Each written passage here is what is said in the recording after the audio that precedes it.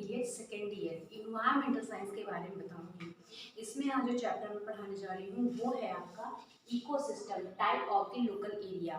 और जो टॉपिक आज मैं यूज़ करूँगी वो टॉपिक है आपका भारत में ऊर्जा शक्ति के स्रोत। ये बहुत इंपॉर्टेंट टॉपिक भी है क्योंकि कोई भी क्वेश्चन अक्सर इससे पूछे जाते हैं कि भारत में ऊर्जा शक्ति के कौन कौन से स्रोत है या भारत में बिजली के बनने के लिए कौन कौन से स्रोत को अपनाया जाता है, किन किन स्रोत का सबसे ज़्यादा ज़रूरत होती है।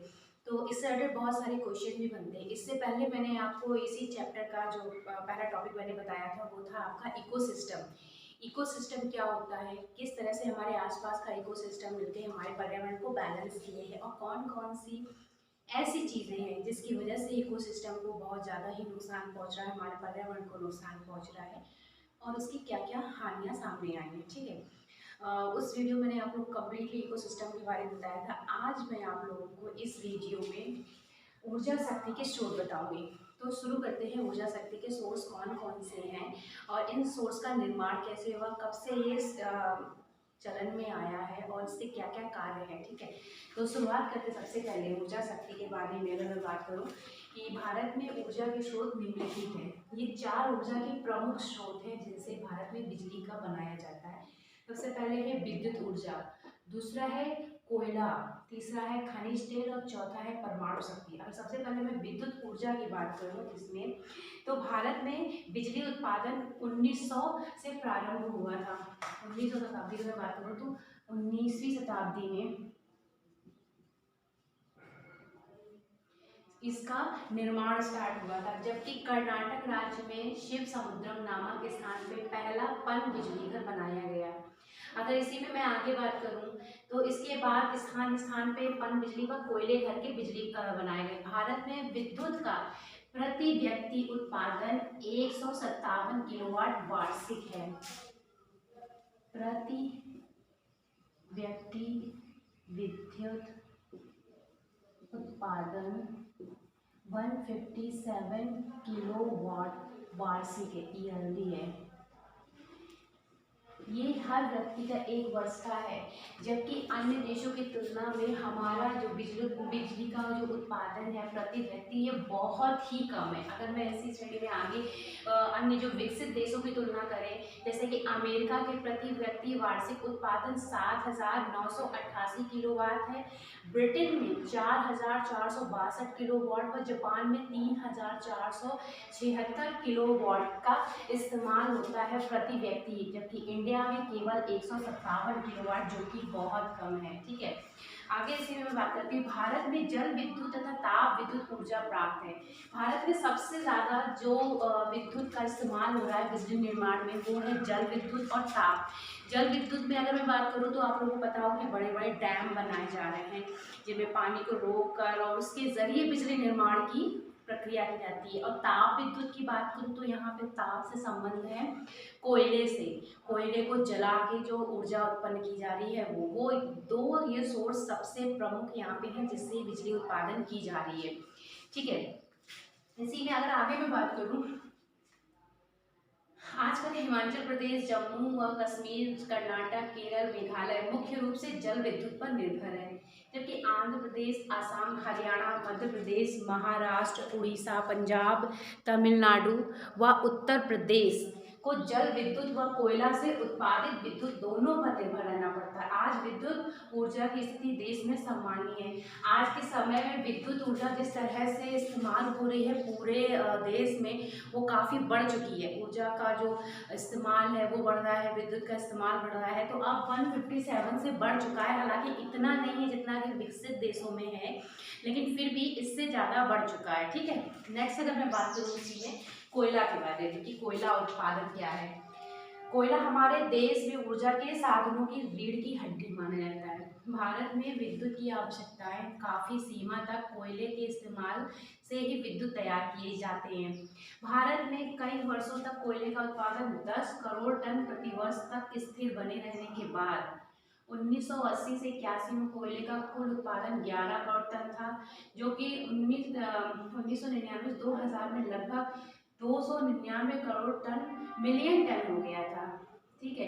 तो इसी में आपको पता हो कि सबसे ज़्यादा अगर यहाँ पे होता है तो कोकिंग कोयले की सफाई के लिए देश में 17 कारखाने हैं। कोयले उद्योग के राष्ट्रीयकरण के बाद खनन तथा श्रमिक कल्याण में तेजी आई है। कोयले उत्पादन की दृष्टि से भारत आत्मनिर्भर ही नहीं, इसका निर्यात भी करता है। यानी कि भारत में कोयला से ही सबसे ज़्यादा विद्युत का निर्माण किया जाता है पूरे देश में। और कोयला हमारे देश का एक तरह से ऊर्जा उत्पादन की रीढ़ की हड्डी इसलिए भी कहा जाता है क्योंकि कोयला हमारे देश में सबसे ज़्यादा पाया जाता है। इतना ही ना सिर्फ भारत में इस्तेमाल होता है बल्कि इसका विदेशों में भी एक्सपोर्ट किया जाता है। अब नेक्स्ट अगर मैं यहाँ बात करूँ खनिज तेल का, खनिज तेल का किस तरह से इस्तेमाल है। भारत खनिज तेल उत्पादन के क्षेत्र में विकास की ओर बढ़ रहा है। भारत में तेल की खोज का काम 1886 में शुरू हुआ था। 1886 में शुरू हुआ था। यहाँ पे कोयले का उत्पादन 277 मिलियन टन है। ईयरली का ये मैं बोल रही हूँ।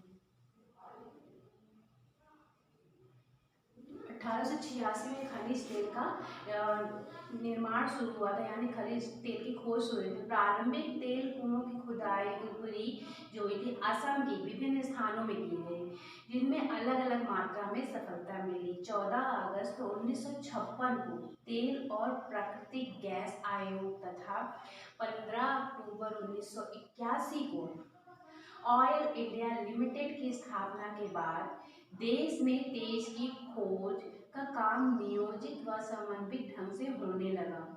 अगर इसी में मैं बोलूँ तो भारत एवं अन्य के सहयोग में तेल संबंधी सर्वेक्षण के द्वारा 11 और नए तेल क्षेत्र की जानकारी मिली। खनिज तेल और प्राकृतिक पर्याप्त मात्रा में उपलब्ध हो सकेंगे, इसलिए इसके विदेशों से इसके आयात बहुत कम हो जाएगा। हमारे देश में ही खनिज तेल का जो सोर्स है और जगह पे खोजे जा रहे हैं। खनिज तेल के सोर्स अगर और भी हमारे देश में मिलने लगे तो जो हम विदेशों से कच्चा तेल इंडिया में मंगाते हैं उसकी आयात में कमी हो जाएगी तो हमारे लिए और अच्छा होगा, क्योंकि जो हमारा बहुत ज़्यादा जो पैसे का सोर्स है वो विदेशों में जा रहा है तेल की वजह से, वो अब यहीं रह जाएगा तो हमारा जो विकसित होने की दर है वो और तेज़ी से बढ़ने लगेगी। तेल जो देश के विकसित होने के रास्ते में बहुत बड़ा एक तरह से रोड़ा भी है, क्योंकि अगर आप देखें तो आज के समय में कच्चे तेल का जो रेट है वो इतना ज़्यादा हाई हो गया कि उसका सीधे इफेक्ट हमारे पेट्रोल डीजल पे पड़ा, और पेट्रोल डीजल पे इफेक्ट पड़ने की वजह से हमारी जो महंगाई दर है वो और भी ऊंची हो गई है और जीडीपी रेट हमारा डाउन हो गया है। तो जो खनिज तेल है ना वो किसी भी देश के विकसित होने में बहुत ज़्यादा सहयोग भी प्राप्त होता है। ठीक है, अब नेक्स्ट इसी के आगे मैं बात करूंगी कि परमाणु शक्ति क्या होता है। परमाणु शक्ति आधुनिक युग में कम ईंधन से बहुत अधिक ऊर्जा बनाने उत्पन्न करने की शक्ति है। ये बहुत इंपॉर्टेंट है हमारे देश में। हालांकि परमाणु शक्ति का इस्तेमाल तो स्टार्ट हो चुका है, लेकिन बहुत से देश हैं जो परमाणु शक्ति से ही ऊर्जा का निर्माण कर रहे हैं। उनमें इन तीनों के मुकाबले में सबसे ज़्यादा इसमें होता है, इन तीनों का सोर्स कम हो गया है। परमाणु शक्ति में क्या होता है कि ईंधन का इस्तेमाल कम से कम में बहुत ज़्यादा ऊर्जा प्राप्त हो रही है। ठीक है, आगे में से हमारे देश में स्वतंत्रता प्राप्ति के पश्चात अणु शक्ति विकास की शुरुआत 15 अप्रैल 1948 से हुई, जबकि अणु शक्ति अधिनियम पारित हुआ 10 अगस्त 1948 को स्थापना की गई। इसी के साथ साथ इस समय केंद्र में 2000 वैज्ञानिक एवं इंजीनियर तथा 8000 कर्मचारी कार्य कर रहे हैं। इस केंद्र में 4 अनुसंधान रिएक्टर है। इनमें 4 अनुसंधान रिएक्टर हैं जहाँ पे परमाणु शक्ति का बात हो रही है। सबसे पहले अप्सरा है, अप्सरा, दूसरा है साइरस, तीसरा है यहाँ पे जर्लिना व पूर्णिया, जर्लिना, चौथा है पूर्णिया। ये 4 ऐसे हैं परमाणु ऊर्जा की शक्ति के जो केंद्र है। यहाँ पे परमाणु ऊर्जा से संबंधित बिजली बनाई जाती है, जो कि ईंधन कम से कम इस्तेमाल होता है और इनसे बिजली बहुत ज़्यादा से ज़्यादा बनाई जा रही है। हालांकि अभी भी ये बहुत कम है, जबकि पूरे देश में बिजली उत्पादन की अगर इससे किया जाने लगेगा तो ये जो ईंधन है फिर ये, क्योंकि ये भविष्य में ये ईंधन के ऐसे सोर्स हैं जो ख़त्म भी हो सकते हैं, लेकिन ये जो परमाणु ऊर्जा है इनके सोर्स बहुत सारे अपार है, बशर्ते इनकी खोज की जा सके, इसलिए इनके इस्तेमाल में बहुत ज़्यादा जोर दिया जा रहा है। तो आज मैंने आप लोगों को बताया कि भारत में ऊर्जा के कौन कौन से स्रोत हैं। इसके अगले वीडियो में मैं इसको बताऊंगी कि ये केंद्र कैसे, कहाँ स्थित है और में कितना बिजली उत्पादन होता है। Thank you.